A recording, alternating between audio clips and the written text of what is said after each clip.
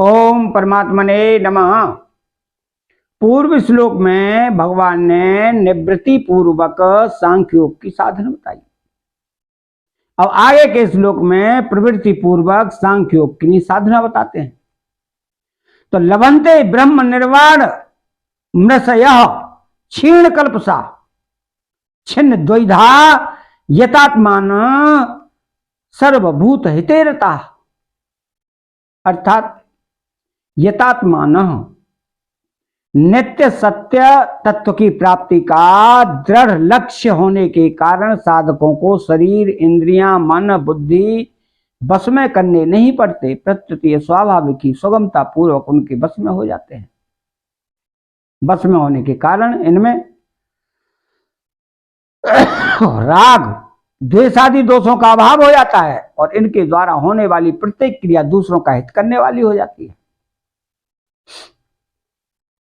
तो शरीर इंद्रियां मन बुद्धि को अपने और अपने लिए मानते रहने से ही ये अपने बस में नहीं होते और इनमें राग द्वेष काम क्रोध आदि दोष विद्यमान रहते हैं।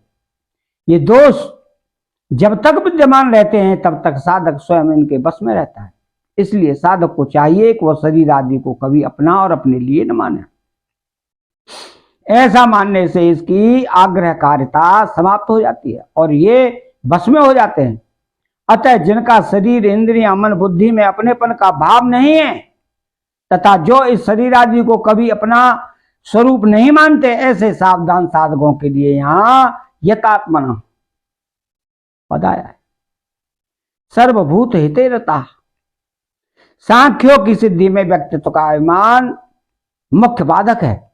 इस व्यक्तित्व के अभिमान को मिटाकर तत्व में अपनी स्वाभाविक स्थिति का अनुभव करने के लिए संपूर्ण प्राणियों के हित का भाव होना चाहिए। संपूर्ण प्राणियों के हित में प्रीति ही उसके व्यक्तित्व को मिटाने का सुगम साधन है। तो जो सर्वत्र परिपूर्ण परमात्मा तत्व के साथ अभिन्नता का अनुभव करना चाहते हैं उनके लिए प्राणी मात्र के हित में प्रीति होनी आवश्यक है। जैसे अपने कहलाने वाले शरीर में आकृति अवयव कार्य नाम आदि भिन्न भिन्न होते हुए भी ऐसा भाव रहता है कि सभी अंगों को आराम पहुंचे, किसी भी अंग को कष्ट न हो, ऐसे ही वर्ण आश्रम संप्रदाय साधन पद्धति आदि भिन्न भिन्न होते हुए भी संपूर्ण प्राणियों के हित में स्वाभाविक ही रति होनी चाहिए कि सबको सुख पहुंचे, सबका हित हो, कभी किसी को किंचित मात्र भी कष्ट ना हो। कारण कि बाहर से भिन्नता रहने पर भी भीतर से एक परमात्मा तत्व ही समान रूप से सब में परिपूर्ण है। अतः प्राणी मात्र के हित में प्रीति होने से व्यक्तिगत स्वार्थ भाव सुगमता से नष्ट हो जाता है और परमात्मा तत्व के साथ अपनी अभिन्नता का अनुभव हो जाता है। तो छिन्न द्वैधा। जब तक तत्व प्राप्ति का एक निश्चय दृढ़ नहीं होता तब तक अच्छे अच्छे साधकों के अंतःकरण में भी कुछ न कुछ दुविधा विद्यमान रहती है।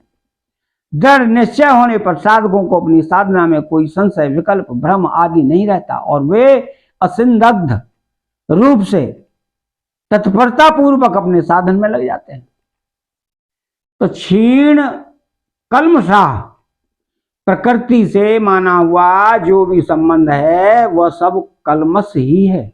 क्यों कि प्रकृति से माना हुआ संबंध ही संपूर्ण कल्मषों अर्थात पापों दोषों विकारों का हेतु है।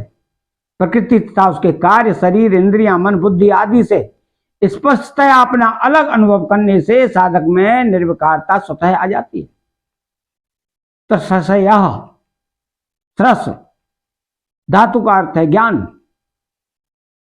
उस ज्ञान को महत्व देने वाले ऋषि कहलाते हैं। प्राचीन काल में ऋषियों ने गृहस्थ में रहते हुए भी परमात्मा तत्व को प्राप्त किया था। तो इस श्लोक में भी सांसारिक व्यवहार करते हुए विवेक पूर्वक परमात्मा तत्व की प्राप्ति के लिए साधन करने वाले साधकों का वर्णन है। अतः अपने विवेक को महत्व देने वाले ये साधक भी ऋषि ही हैं। तो लभन्ते ब्रह्म निर्वाणम। ब्रह्म तो सभी को सदा सर्वदा प्राप्त है ही, पर परिवर्तनशील शरीर आदि से अपनी एकता मान लेने के कारण मनुष्य ब्रह्म से विमुख रहता है।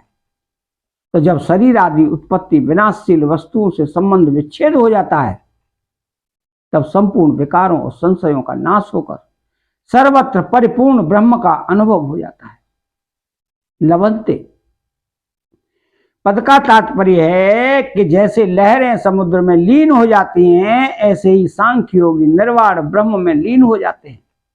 जैसे जल तत्व में समुद्र और लहरें ये दो भेद नहीं है, ऐसे ही निर्वाण ब्रह्म में आत्मा और परमात्मा ये दो भेद नहीं है।